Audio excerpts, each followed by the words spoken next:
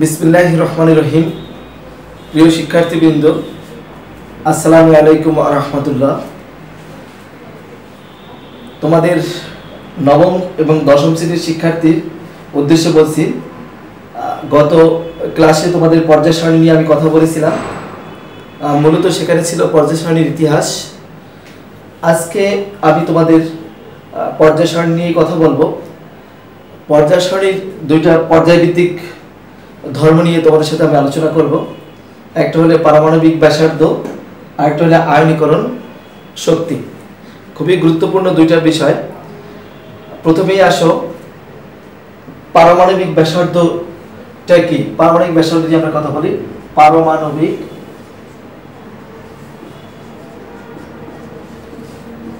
ব্যাসার্ধ,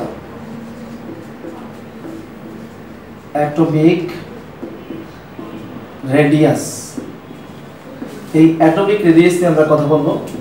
পারমাণবিক ব্যাসার্ধ বলতে আমরা কি বুঝি একটু যদি আমরা লক্ষ্য করি, আমি তোমাদেরকে একটা সোডিয়ামের সেল মডেল দিয়ে একটা ইলেকট্রন বিন্যাসটা দেখাই। সোডিয়াম কেন্দ্র, যেটা নিউক্লিয়াস। প্রথম খোলকে ইলেকট্রন আছে কয়টা?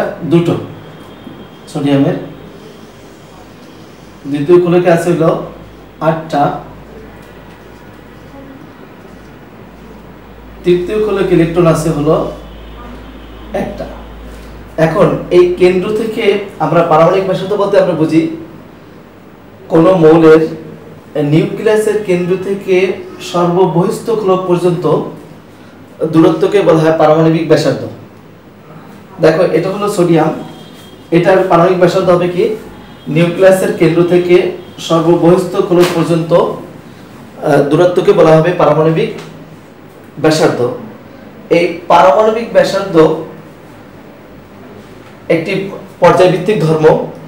আমরা পর্যায়ভিত্তিক ধর্ম নিয়ে আমরা কথা বলেছিলাম। এখন আমরা সেই পর্যায়ভিত্তিক ধর্মের ব্যাখ্যা দিব যে কেন পারমাণবিক ব্যাসার্ধ পর্যায়ভিত্তিক ধর্ম। একটু লক্ষ্য করো, আমরা যদি পর্যায়ে নিয়ে কথা বলি, যে টু এ হলো, আমরা জানি যে পিরিয়ডিক টেবিলে তোমাদেরকে দেখানো হয়েছে 7টি পর্যায়। আমরা দ্বিতীয় পর্যায়ে যে মৌলগুলি আছে, দ্বিতীয় পর্যায়ে মৌলগুলি আছে, সেগুলো নিয়ে আমি তোমাদের সাথে কথা বলবো। 1 নম্বর হলে lithium, beryllium, boron, carbon, nitrogen, oxygen, fluorine, neon. আমাদের নিয়ন দরকার নেই, fluorine. Lithium, beryllium, boron, carbon, nitrogen, oxygen, fluorine. এখন এই যে দ্বিতীয় পর্যায়ে যে মৌলগুলো আছে, এই মৌলগুলোকে যদি আমরা দেখি, আমরা জানি যে এটার পারমাণবিক সংখ্যা কত? 3। পারমাণবিক সংখ্যা 3, 4, 5, 6, 7, 8, 9। যদি আমরা ইলেকট্রন বিন্যাসটা দেখাই, তাহলে ইলেকট্রন বিন্যাস দেখালে 1s2, 2s1, এটা আছে 1s2, 2s2, 1s2, 2s2, 2p1। এটাকে লেখা যায় 1s2, 2s2, 2p2। এটাকে লেখা যায় 1s2, 2s2, 2p3। আর এটাকে লেখা যায় 1s2, 2s2, 2p4, 1s2, 2s2, 2p5। যদি আমরা একটু লক্ষ্য করি, দেখা যায় যে এরা সবাই একই পর্যায়ে, অর্থাৎ 2 নম্বর পর্যায়ে অবস্থান করে। কিন্তু এদের পারমাণবিক ব্যাসার্ধ ইলেকট্রন সংখ্যা বৃদ্ধির সাথে সাথে, বহিস্থখোলক ইলেকট্রন সংখ্যা বৃদ্ধির সাথে সাথে এর ব্যাসার্ধগুলো হ্রাস পায়। কেন হ্রাস পায় আমরা একটু ব্যাখ্যা দেব। তার আগে তোমরা এই মানগুলো একটু দেখো। আমরা যদি একটু মানগুলো দেখি, তাহলে দেখা যায় যে প্রথমত পারমাণবিক ব্যাসার্ধ, এটা লিথিয়ামের আছে 123 এটা আমরা এককটা নিই ন্যানোমিটার, লিথিয়াম আছে 123 ন্যানোমিটার এবং এটা আছে 0.089 ন্যানোমিটার, 0.077, তারপর আছে 0.074, তারপর হলো একটু লক্ষ্য করো 0.074, তারপরে 0.073, তারপরে 0.072। আমরা একটু লক্ষ্য করি, যদি আমরা একটু এই শেপটা একটু দেখাই কল্পনার জগৎ থেকে, এটা তারপরে হলো এটা, তারপরে এটা, তারপরে এটা, তারপরে এটা, তারপরে এটা, তারপরে এটা। তা দেখা গেছে যে ব্যাসার্ধগুলো আস্তে আস্তে কি কমতেছে, অর্থাৎ একই পর্যায়ে বাম থেকে ডান দিকে যাওয়া যায়, তাহলে দেখা যাচ্ছে যে পারমাণবিক ব্যাসার্ধ তত হ্রাস পায়। পারমাণবিক ব্যাসার্ধ হ্রাস পাওয়ার কারণটা কি? প্রশ্ন হলো যে পারমাণবিক ব্যাসার্ধটা কেন হ্রাস পাবে। যদি আমরা একটু লক্ষ্য করি, দেখা গেছে এখানে যদি ইলেকট্রন বিন্যাস দেখি, দেখা গেছে বহিস্থগুলোক ইলেকট্রন একটা একটা করে বৃদ্ধি পেয়েছে। এখানে আছে বহিস্থগুলোকে একটা, এখানে আছে দুইটা, এখানে আছে কয়টা তিনটা, এখানে চারটা, পাঁচটা, ছয়টা, সাতটা। তাহলে দেখা যাচ্ছে বহিস্থগুলোকে যত ইলেকট্রন বাড়বে, আমরা যদি বহিস্থগুলোকে যদি ইলেকট্রন বাড়ে, কেন্দ্রে প্রোটনও বাড়বে। ইলেকট্রন যেহেতু ঋণাত্মক আর প্রোটন যেহেতু ধনাত্মক, তাহলে কেন্দ্র কর্তৃক তাদের আকর্ষণটাও তত বৃদ্ধি পাবে। আর কেন্দ্র কর্তৃক আকর্ষণ যত বাড়বে, তখন এদের পারমাণবিক ব্যাসার্ধ তত হ্রাস পাবে। তাহলে আমরা কি দেখলাম যে একই পর্যায়ে বাম থেকে ডান দিকে যাওয়া যায়, পারমাণবিক ব্যাসার্ধ তত হ্রাস পায়। উল্লেখ্য এখানে দেখা গেছে প্রথমটা একটু যদি তোমরা ফিগারগুলো দেখো, তো পারমাণবিক ব্যাসার্ধগুলো হ্রাস পেয়েছে। আমরা এককটা নিয়েছি যেহেতু খুবই ক্ষুদ্র, এটা নিয়েছি ন্যানোমিটার, ন্যানোমিটার। তাহলে এখন আমরা যদি এটা হলো পর্যায়ে, এবার গ্রুপ ভিত্তিক একটা ধর্ম আমরা দেখবো। একটু যদি লক্ষ্য করো যে একই গ্রুপে, অর্থাৎ 1 নম্বর গ্রুপ থেকে আমরা এটা দেখাবো। 1 নম্বর গ্রুপ থেকে 1A গ্রুপে পারমাণবিক ব্যাসার্ধ, পারমাণবিক ব্যাসার্ধ, এই গ্রুপের ব্যাসার্ধ, অনেক গ্রুপের পারমাণবিক ব্যাসার্ধগুলো যদি আমরা একটু লক্ষ্য করি, তাহলে দেখা যাবে যে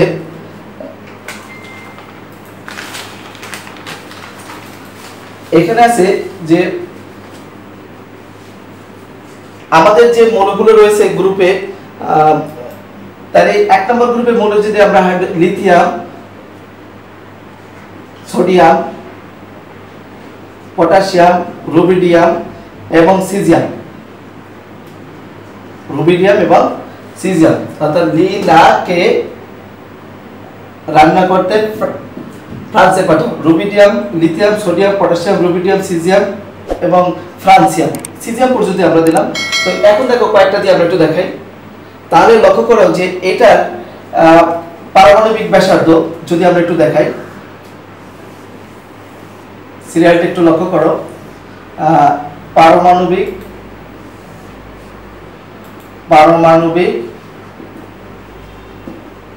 ব্যাসার্ধ, এটাও আমরা নেব হলো ন্যানোমিটার। এটা হলো পারমাণবিক ব্যাসার্ধটা আমরা নেব হলো ন্যানোমিটার। আমরা জানি লিথিয়ামটা 0.123 ন্যানোমিটার। এবার দেখো এটা কিন্তু বৃদ্ধি পাচ্ছে 0.157 ন্যানোমিটার। তাহলে দেখো এটা হলো 0.157 ন্যানোমিটার, এটা হলো 0.203 ন্যানোমিটার এবং 0.216 ন্যানোমিটার। তারপর আছে কত 0.235 ন্যানোমিটার। একটু যদি তোমরা এখানে লক্ষ্য করো, দেখো যে এটা কি হয়েছে, দেখো পারমাণবিক সংখ্যা ধীরে ধীরে বৃদ্ধি পেয়েছে। একই পর্যায়ে যতই নিচের দিকে যাও, পর্যায় সংখ্যা যতই বাড়তে থাকে, এই প্রথম পর্যায়ে, দ্বিতীয় পর্যায়ে, তৃতীয়, চতুর্থ পর্যায় সংখ্যা যত বাড়বে, ততই এদের পারমাণবিক ব্যাসার্ধ তত বাড়বে। কিন্তু কেন?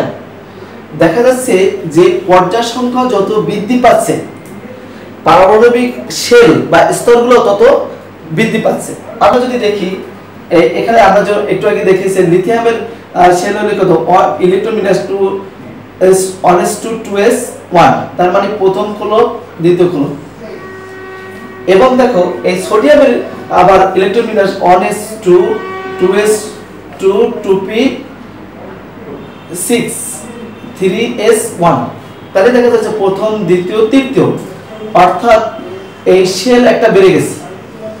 অর্থাৎ শেল বলতে আমরা বুঝাচ্ছি যে স্তরগুলো যত বেড়ে গেছে এবং পর্যায়ক্রমে এটার স্তর হলো 2টা, এটা 3টা, এটা 4টা, এটা 5টা, এটা 6টা। আর স্তর যত বৃদ্ধি পাবে, তাহলে স্তর বৃদ্ধি পেলে যে ঘটনাটা ঘটতেছে, ধরো এখান থেকে ব্যাসার্ধ, এখান থেকে ব্যাসার্ধ, তাহলে স্তর বৃদ্ধি পেলে ব্যাসার্ধ বৃদ্ধি পাবে স্বাভাবিকতই। তাহলে দেখা যাচ্ছে যে এখানে যদি আমরা পটাশিয়াম দেখাই, ঠিক অনুরূপ করে পটাশিয়ামের স্তর হবে কয়টা? 4টা। স্তর হবে কয়টা? 4টা। তখন তার আবার পারমাণবিক ব্যাসার্ধ তত আবার বৃদ্ধি পাবে। তাহলে দেখা গেছে যে একই গ্রুপে একটি পর্যায় থেকে দ্বিতীয় পর্যায়ে, দ্বিতীয় থেকে তৃতীয়, তৃতীয় থেকে চতুর্থ পর্যায়ে যখন যায়, ইলেকট্রনগুলো যোগ হতে থাকে, অর্থাৎ এক একটা করে স্তর বৃদ্ধি পেতে থাকে। ইলেকট্রনের স্তর অর্থাৎ শেল বৃদ্ধি পেতে থাকে। আর যত শেল বৃদ্ধি পাবে ব্যাসার্ধ স্বাভাবিকতই তত বৃদ্ধি পাবে। তাহলে আমরা দেখা যাচ্ছে যে আমরা দেখতে পেলাম যে এখানে যত একই গ্রুপে মৌলগুলি উপর থেকে নিচের দিকে যাওয়া যায়, ব্যাসার্ধ তত বৃদ্ধি পায়। আবার এই পর্যায়ের ক্ষেত্রে দেখা যাচ্ছে যে একই পর্যায়ে বাম থেকে ডান দিকে যাওয়া যায়, পারমাণবিক ব্যাসার্ধ তত হ্রাস পায়। আর এখানে যেহেতু বৃদ্ধি পাচ্ছে, ওখানে হ্রাস পাচ্ছে। আমরা পারমাণবিক ব্যাসার্ধ থেকে সরে যাব। এবার আমি তোমাদের সাথে কথা বলবো খুবই গুরুত্বপূর্ণ বিষয়, সেটা হলো আয়নীকরণ শক্তি। একটু যদি আমরা বোঝার চেষ্টা করবো আয়নীকরণ শক্তি, আয়নাইজেশন এনার্জি যেটাকে বলা হয়, পোটেনশিয়াল এনার্জি বা আয়নাইজেশন শক্তি, এটা নিয়ে আমরা কথা বলার আগে আমি তোমাদেরকে একটা উদাহরণ দিই। যেমন মনে করো ম্যাগনেসিয়াম। এই ম্যাগনেসিয়াম থেকে যদি একটা ম্যাগনেসিয়াম পজিটিভ, এটা গ্যাস প্লাস ইলেকট্রন, তাহলে এখন লক্ষ্য করো এটা হলো 1 মোল আর এটা হলো 1 মোল এবং এটাও হলো 1 মোল। এবার এখানে কি ঘটনাটা ঘটছে একটু যদি আমরা একটা ফিগার দেখাই। ম্যাগনেসিয়ামের প্রথম খোলকে 2টি ইলেকট্রন আছে ম্যাগনেসিয়াম নিউক্লিয়াস ছাড়া, দ্বিতীয় খোলকে ইলেকট্রন আছে 8টা, তৃতীয় খোলকে ইলেকট্রন আছে 2টা। এই যে 2টি ইলেকট্রন আছে। এখন এই গ্যাসীয় অবস্থায় কোন মৌলের 1 মোল কোন গ্যাসীয় পরমাণু থেকে, গ্যাসীয় অবস্থায় কোন মৌলের 1 মোল কোন গ্যাসীয় পরমাণু থেকে 1 মোল ইলেকট্রন অসীম দূরত্বে সরিয়ে নিতে যে শক্তির প্রয়োজন হয় তাকে বলা হয় আয়নীকরণ শক্তি। এখন প্রথমত একটা আমরা সংখ্যাটা আবার বলছি, এখানে লক্ষ্য করো, যদি তোমরা সংখ্যাটা ভালোভাবে মনে রাখার চেষ্টা করবে এভাবে, গ্যাসীয় অবস্থায়, কারণ গ্যাসীয় অবস্থা যদি না হয় তাহলে ইলেকট্রনটা সরানো যাবে না। গ্যাসীয় অবস্থায় 1 মোল কোন বিচ্ছিন্ন পরমাণু থেকে, 1 মোল কোন পরমাণু থেকে 1 মোল ইলেকট্রন সরিয়ে নিয়ে 1 মোল ধনাত্মক আয়নে রূপান্তরিত করতে যে শক্তির প্রয়োজন হয় তাকে বলা হয় আয়নীকরণ শক্তি। আমি আবার বলছি, গ্যাসীয় অবস্থায়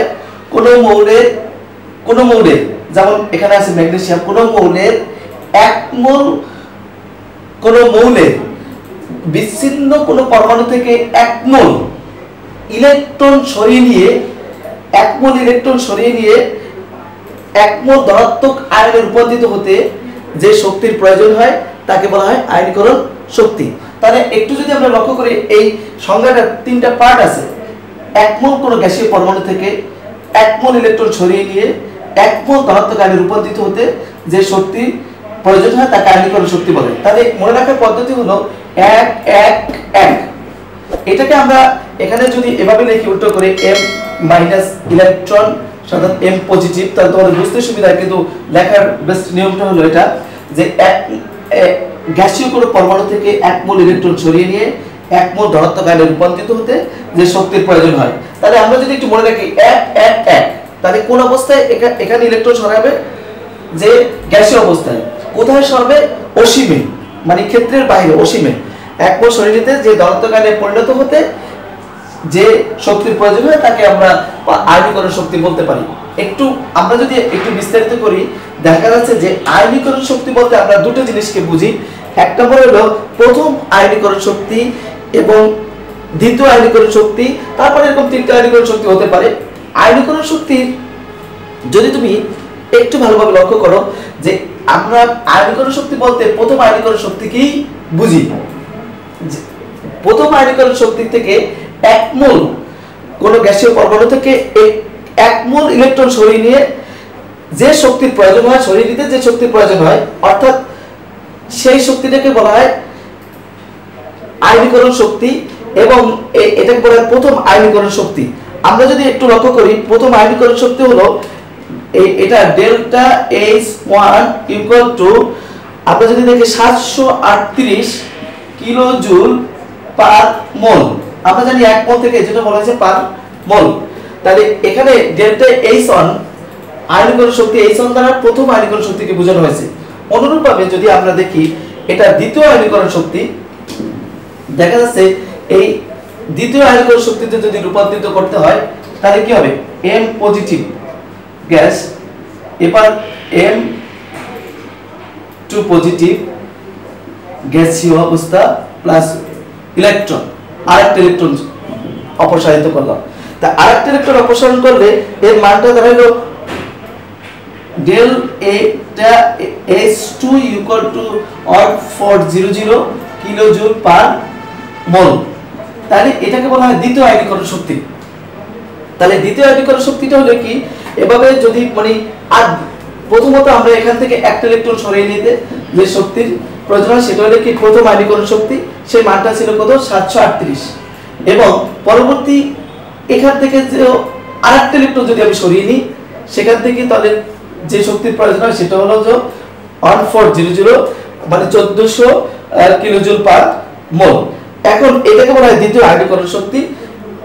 এখন আয়নীকরণ শক্তিটাও কিন্তু পর্যায়ভিত্তিক ধর্ম, আমরা সেটা একটু তোমাদের সাথে শেয়ার করব। পর্যায়ভিত্তিক ধর্ম আয়নীকরণ শক্তি নিয়ে আমরা একটু কথা বলবো। এখন লক্ষ্য করো, আমরা যে প্রথম পর্যায়ে যে মৌলগুলো আছে, প্রথম পর্যায়ে দ্বিতীয় পর্যায়ে আমরা একটু কথা বলি। দ্বিতীয় পর্যায়ে যে মৌলগুলো যদি আমরা প্রথম অন এ, এটা হলো প্রথম গ্রুপের যে মৌলগুলো আছে সেটাই আমরা প্রথমে দেখাই, তারপরে দ্বিতীয় পর্যায় ভিত্তিক ধর্মটা আগে দেখাবো, আগে গ্রুপ ভিত্তিক আমরা ধর্মটা দেখাবো। গ্রুপ ভিত্তিক ধর্মে আমরা যদি দেখি, এটা হলো লি না কে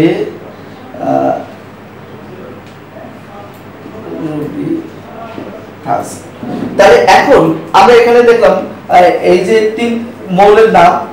এবার একটু লক্ষ্য করে যদি আমরা এটার আয়নীকরণ এনার্জিটা দেই, আয়নীকরণ শক্তি, আয়নীকরণ শক্তি, এটার এককটা দিয়ে কিলোজুল পার মোল।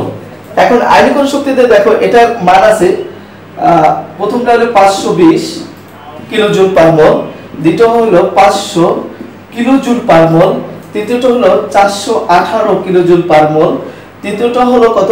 400 কিলোজুল পার মোল, তৃতীয়টা হলো 480।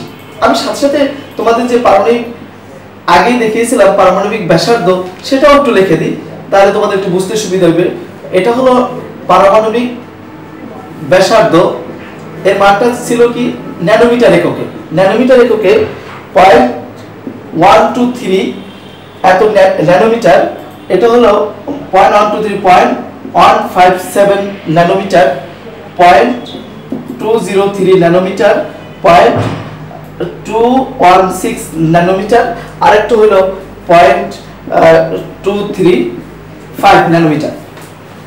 একটু যদি তুমি লক্ষ্য করো, এটা কিন্তু আমি এটা কেন পাশাপাশি দেখিয়েছি, মনে রাখার জন্য এবং বোঝানোর জন্য যে দেখা যাচ্ছে যে এই একই গ্রুপের মৌলগুলা স্তর যত বৃদ্ধি পাচ্ছে আয়নীকরণ শক্তি তত হ্রাস পাচ্ছে, বাট পারমাণবিক ব্যাসার্ধের ক্ষেত্রে যদি লক্ষ্য করো স্তর যত বৃদ্ধি পাচ্ছে পারমাণবিক ব্যাসার্ধ তত বৃদ্ধি পাচ্ছে। তাহলে আমি তো তোমাদেরকে পারমাণবিক ব্যাসার্ধ নিয়ে আগেই কথা বলেছিলাম, এখন তোমাদেরকে আমি দেখাবো স্তর বৃদ্ধির সাথে সাথে আয়নীকরণ শক্তি হ্রাস পাচ্ছে কেন। লক্ষ্য করো যখন দেখা যাচ্ছে যে আমি যদি সোডিয়াম থেকে দেখাই, প্রথম এই স্তর সংখ্যা, লিথিয়াম থেকে দেখাও, প্রথম লিথিয়াম স্তর সংখ্যা আছে 2টা, কেন্দ্র কর্তৃক আকর্ষণ বেশি। স্তর যখন কম থাকে কেন্দ্র কর্তৃক আকর্ষণ থাকে তত বেশি। আবার স্তর সংখ্যা যত বৃদ্ধি পেতে থাকে, তখন স্তর সংখ্যা বৃদ্ধি পেতে থাকে, এই মৌলটা দেখো অনেক মৌলের বেগের ঘনত্ব বেশি থাকায় এই অনেক মৌল পেরিয়ে এটার আকর্ষণ সংখ্যা থাকে তত কম।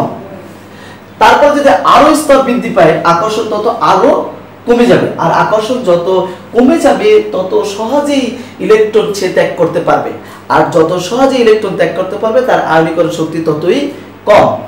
অর্থাৎ যে সকল মৌলের ইলেকট্রোপজিটিভিটি অর্থাৎ ধনাত্মকতা বেশি তার আয়নীকরণ শক্তি কম, তাহলে আয়নীকরণ শক্তি বেশি।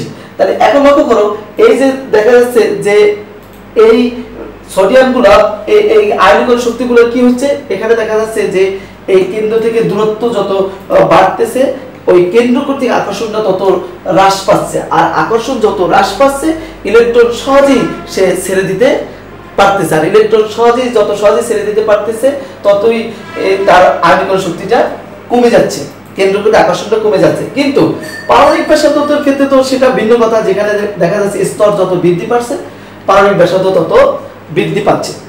এবার আমরা চলে যাব পর্যায়ভিত্তিক ধর্ম। আমি দ্বিতীয় পর্যায় নিয়ে আবার কথা বলছি, তোমরা প্রত্যেকটা পর্যায় নিয়ে এইভাবে শিখতে পারবো। সাধারণত দ্বিতীয় তৃতীয় পর্যায়টা নিয়েই আমাদের দ্বিতীয় পর্যায় ভিত্তিক ধর্মটা নিয়ে আমরা একটু কথা বলবো।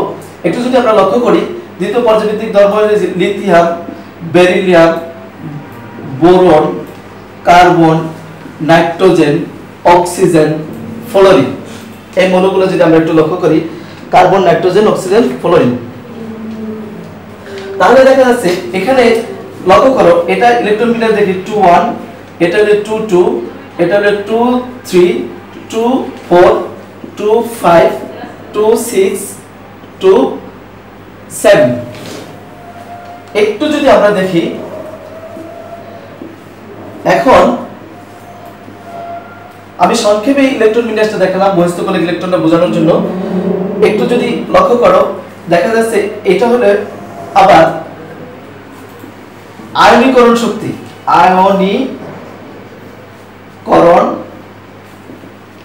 শক্তি। পারমাণবিক ব্যাসার্ধটা আমি একটু লিখে দিই, পারমাণবিক ব্যাসার্ধ। আয়নীকরণ শক্তিতে যদি দেখা যায় প্রথমেই আয়নীকরণ শক্তি হলো লিথিয়ামের আয়নীকরণ শক্তি হলো 520, এটা হলো কিলো জুল পার মোল, তাহলে 520 কিলো জুল পার মোল। তারপর হলো 900, তারপর হলো কি 900 কিলো জুল পার মোল, তারপর হলো 800 কিলো জুল পার মোল, 1100 কিলো জুল পার মোল, তারপর হলো 1400, এটা আমরা দেখি 1400 কিলো জুল পার মোল, তারপর হলো 320 kilo joule, 1320 kilo joule per mole বৃদ্ধি পেয়েছে, তারপর হলো 1600 কিলো জুল পার মোল। আমরা যদি রেডিয়াস গুলো একটু লক্ষ্য করি 0.123 ন্যানোমিটার, তারপর আসে আমরা 0.089 ন্যানোমিটার আমরা আগে থেকে জানি, তারপরটা হলো 0.08 ন্যানোমিটার, তারপরটা কত 0.077, তারপর হলো 0.07374, তারপরটা হলো 0.073 ন্যানোমিটার, তারপরটা হলো আমরা জানি 0.072 ন্যানোমিটার। একটু যদি আমরা লক্ষ্য করি এখান থেকে দেখা 432 ধারাবাহিকতা আছে এত ন্যানোমিটার, এটা আমরা নিলাম কত ন্যানোমিটার একক। একটু যদি আমরা লক্ষ্য করি তাহলে দেখা যাবে যে এখানে দেখা যাচ্ছে যে বস্তুগুলোকে ইলেকট্রন সংখ্যা যত বাড়ছে এই পর্যায়ভিত্তিক ধর্মের ক্ষেত্রে এই আয়নীকরণ শক্তি প্রায়শই বৃদ্ধি পেয়েছে, কিন্তু বেরিয়াম এবং বোরনের ক্ষেত্রে ব্যতিক্রম পরিলক্ষিত হয়েছে, সেটা আমরা দেখাবো। এবং নাইট্রোজেন এবং অক্সিজেনের ক্ষেত্রে ব্যতিক্রম পরিলক্ষিত হয়েছে এখানে। কিন্তু ব্যাসার্ধের ক্ষেত্রে দেখো, ব্যাসার্ধের ক্ষেত্রে থেকে ধারাবাহিকভাবে হ্রাস পেয়েছে। আমরা তো তোমাদেরকে আগেই দেখিয়েছি যে পারমাণবিক সংখ্যা যত বৃদ্ধি পায় একই পর্যায়ে বস্তুগুলোকে ব্যাসার্ধ তত হ্রাস পায়, তাতে কোনো সন্দেহ নেই এখানে ব্যাসার্ধ হ্রাস পেয়েছে। কিন্তু এই আয়নিক পর্যায়ভিত্তিক ধর্মের হলেও এখানে একটা ত্রুটি পরিলক্ষিত হয়েছে। আমরা পর্যায়ভিত্তিক না, কিন্তু এখানে পর্যায়ভিত্তিক আছে, তারপর ব্যতিক্রম পরিলক্ষিত হয়েছে। কোন কোনটা ব্যতিক্রম পরিলক্ষিত হয়েছে? বেরিয়াম এবং বোরন, নাইট্রোজেন এবং অক্সিজেনের ক্ষেত্রে ব্যতিক্রম পরিলক্ষিত হয়েছে। আমি তোমাদেরকে সেইটা নিয়ে কথা বলবো। এবার একটু আমরা চারটা থেকে সরে যাই। আমি তোমাদেরকে বেরিলিয়াম এবং বোরন এবং নাইট্রোজেন এবং অক্সিজেন নিয়ে আমরা কথা বলবো। প্রথমত বেরিলিয়াম হলো 4 ইলেকট্রন বিন্যাস যদি আমরা দেখাই 1s2 2s2, এবং বোরনের ক্ষেত্রে যদি আমরা ইলেকট্রন বিন্যাস দেখাই বোরনের হলো 5। তাহলে আমরা দেখি 1s2 2s2 2px1, তারপরে 2py0 2pz0। আমরা এখানে লক্ষ্য করি অথবা দেখা গেছে যে উল্লেখিত ইলেকট্রন বিন্যাসে লক্ষ্য করলে দেখা যায় যে বেরিলিয়ামের বহিস্থকোলকে s অরবিটালে 2টি ইলেকট্রন দ্বারা পূর্ণ আছে, কিন্তু এখানে লক্ষ্য করা যায় যে বহিস্থকোলকে 3টি ইলেকট্রন রয়েছে। এখানে রয়েছে 2 এবং 3টা, আর এখানে রয়েছে 2টা। এই 3টা থাকার কারণে p অরবিটালটা মাত্র একটা ইলেকট্রন রয়েছে সহজেই। এই সুতরাং বেরিলিয়াম সহজেই যত সহজে ইলেকট্রন ত্যাগ করতে পারে, ইলেকট্রন ত্যাগ করা যত কঠিন হবে, কিন্তু বোরনের ইলেকট্রন ত্যাগ করা তদপেক্ষা সহজ হবে। কেননা এখানে অযুগলায়িত একটি ইলেকট্রন রয়েছে, কিন্তু এখানে দেখা যায় যে যুগলায়িত ইলেকট্রন রয়েছে। আর যেহেতু ইলেকট্রনের একটা বৈশিষ্ট্য হলো যুগল তৈরি করতে চেষ্টা করে বা যুগল তৈরি করে, সেক্ষেত্রে দেখা গেছে তুলনামূলকভাবে এই বেরিলিয়াম অধিকতর স্থিতিশীল এবং অধিকতর স্থিতিশীল থাকার কারণে সে সহজেই ইলেকট্রন ত্যাগ করে না, যার কারণে তার আয়নীকরণ শক্তি বোরনের আয়নীকরণ শক্তি থেকে বেশি। এবার আসো আমরা দেখাবো নাইট্রোজেন এবং অক্সিজেন। নাইট্রোজেন ইলেকট্রন পারমাণবিক সংখ্যা 7, ইলেকট্রন বিন্যাস 1s2 2s2 2px1 2py1 2pz1। আবার যদি আমরা একটু দেখি, প্রথম কোলকে ইলেকট্রন 2টা, দ্বিতীয় কোলকে আছে 3 2 5টা। আবার লক্ষ্য করো অক্সিজেন ইলেকট্রন সংখ্যা, এটা দেখা যাচ্ছে 1s2 2s2, এটা আছে 2px2 2py1 2pz1। যদি এখানে দেখি, এখানে আছে মানে প্রথম কোলকে 2টা, দ্বিতীয় কোলকে আছে হলো 6টা। আমরা যদি লক্ষ্য করি দেখা যাচ্ছে ইলেকট্রন বিন্যাসের ক্ষেত্রে এখানে 2টা কারণ পরিলক্ষিত হয় স্পষ্টভাবে। সেটা হলো দেখা যাচ্ছে p অরবিটালে ইলেকট্রন লাগে 6টা, অর্ধপূর্ণ অবস্থায় আছে, এবং p বহিস্থকোলকে p মোট অরবিটালে ইলেকট্রন এখানে আছে হলো 5টা। এবং এই অর্ধপূর্ণ থাকার কারণে p অরবিটালে অর্ধপূর্ণ থাকার কারণে এটা সহজে ইলেকট্রন ত্যাগ করে না। কিন্তু লক্ষ্য করা যাচ্ছে যে অক্সিজেনের ক্ষেত্রে p অরবিটালটা কিন্তু এখানে অর্ধপূর্ণ অবস্থায় নেই, আর অর্ধপূর্ণ না অবস্থায় না থাকার কারণে সেখানে কিন্তু কিছুটা ইলেকট্রন সহজে ত্যাগ করতে পারবে। আর ইলেকট্রন যত সহজে ত্যাগ করতে পারবে তার আয়নীকরণ শক্তি তত কম হবে। এখানে এটা দেখা যাচ্ছে নাইট্রোজেন অক্সিজেন অপেক্ষা অধিকতর স্থিতিশীল, যার কারণে নাইট্রোজেন থেকে যত সহজ ইলেকট্রন ত্যাগ করতে পারে অক্সিজেন থেকে তার চেয়ে সহজেই ইলেকট্রন ত্যাগ করা যায়, যার কারণে নাইট্রোজেনের ইলেকট্রন আয়নীকরণ শক্তির মান অক্সিজেনের তুলনায় বেশি। এবার আমরা দেখালাম যে এই মূলত এই ব্যতিক্রম পরিলক্ষিত হয়। তাছাড়া এই যে আমরা যে আয়নীকরণ শক্তি ব্যবহারের দিকে যদি আমরা লক্ষ্য করি, তাহলে দেখা যাচ্ছে যে একটা মৌল এই ধাতু অধাতু সম্পর্কে এই আয়নীকরণ শক্তি দিয়ে আমরা ব্যাখ্যা করতে পারি ব্যবহারের ক্ষেত্রে, অথবা জারণ মান সম্পর্কে আমরা ধারণা লাভ করতে পারি। যেমন একটু যদি আমরা লক্ষ্য করি, দেখা যাচ্ছে একটা মৌল যে সোডিয়াম, যদি আমরা দেখি সোডিয়াম ইলেকট্রন বিন্যাস 2H1 এবং ম্যাগনেসিয়ামের ইলেকট্রন বিন্যাস হলো 2H2। লক্ষ্য করা যায় যে একই পর্যায়ে বাম থেকে ডান দিকে যাওয়া যায়, মৌলের ধাতু ধর্ম তত হ্রাস পায়। ধাতু ধর্ম যদি হ্রাস পায়, দেখা গেছে যে এই বস্তুগুলো ইলেকট্রন, মানে যে সকল মৌল সহজেই ইলেকট্রন ত্যাগ করতে পারবে তাদের ইলেকট্রোপজিটিভিটি বেশি বা ধনাত্মকতা বেশি, এবং এখানে ইলেকট্রনের সোডিয়ামের ইলেকট্রনের ধনাত্মকতা বেশি এবং ম্যাগনেসিয়ামের ধনাত্মকতা কম। এবং পর্যায়ক্রমে দেখা যাচ্ছে যে আস্তে আস্তে ইলেকট্রনগুলো যত বহিস্থকুলকে যেতে থাকবে তার মানে ঋণাত্মকতা বৃদ্ধি পাবে, অর্থাৎ অধাতুতে রূপান্তরিত হবে। বাম দিকের গুলো হবে ধাতুর এবং তুলনামূলকভাবে ডান দিকের গুলো হবে অধাতু। অর্থাৎ এই আয়নীকরণ শক্তির মাধ্যমে আমরা ধাতু অধাতুর মধ্যে পার্থক্য তৈরি করতে পারি। তারপরে আরেকটা আছে জারণ মান। আমরা এই জারণ মান নিয়ে একটু যদি দেখি, ইলেকট্রন মৌলের বিজারণ ক্ষমতা ইলেকট্রনীয় তত্ত্ব অনুযায়ী আমরা ব্যাখ্যা করতে পারি। যেমন মনে করো সোডিয়াম যদি একটা ইলেকট্রন দান করে, এটা হলো কি তার জারণ। আর এখন মৌলের ইলেকট্রন সংযোজন হলো বিজারণ। ক্লোরিন যদি একটা ইলেকট্রন গ্রহণ করে তাহলে এটা হলো কি বিজারণ। এখন আমরা জানি যে এখানে হলো যাও ইলেকট্রন জারণ, একটা ইলেকট্রন সরে গেছে। এখন দেখা গেছে যে ইলেকট্রনের জারণ, এই জারণ ক্ষমতা এবং বিজারণ ক্ষমতা আমরা এই আয়নীকরণ ইলেকট্রন সংযোজন এবং ইলেকট্রন দানের মাধ্যমে আমরা বুঝতে পারি, এবং কোনটা জারণ ক্ষমতা বেশি বা কোনটা জারিত হবে কোনটা বিজারিত হবে আমরা সহজেই আয়নীকরণ শক্তি দিয়ে আমরা এটা বুঝতে পারি। তো তোমরা একটা জিনিস লক্ষ্য করো যে এই আয়নীকরণ শক্তিটা বিভিন্ন পরীক্ষায় পর্যায়ক্রমে পরীক্ষা আসে, এবং পরীক্ষা এভাবে আসে কোশ্চেনটা যে এক কোন দুইটা বা তিনটা মৌল দেওয়া থাকে, পর্যায় সারণীতে তাদের অবস্থান ব্যাখ্যা করতে বলে, অনেক সময় বলে, তারপর বলে এদের ব্যাসার্ধ সম্পর্কে ধারণা দাও, কোনটির ব্যাসার্ধ বেশি বা কম।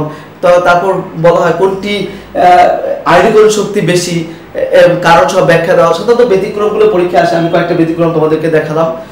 তোমরা এগুলি একটু চর্চা করবে, তোমাদের উচ্চতর লেভেলের বই থেকে একটু চর্চা করবে প্রয়োজনে। তারপরে তোমাদের বই তো আছেই, এবং তারপরে তোমাদের যদি কোনো সমস্যা হয় আমাকে জানাবে, আমি তোমাদের সমস্যার সমাধান করার চেষ্টা করব, বা তোমাদের যদি কোনো প্রশ্ন থাকে আমাকে করলে আমি প্রশ্নের উত্তর দেব। তোমরা বাসায় এগুলো কেমিস্ট্রি তো মনে রাখবে যে বারবার চর্চা করতে হবে। তোমরা ভালো থেকো, সুস্থ থেকো, এবং সবাইকে ধন্যবাদ। আসসালামু আলাইকুম, আল্লাহ হাফেজ।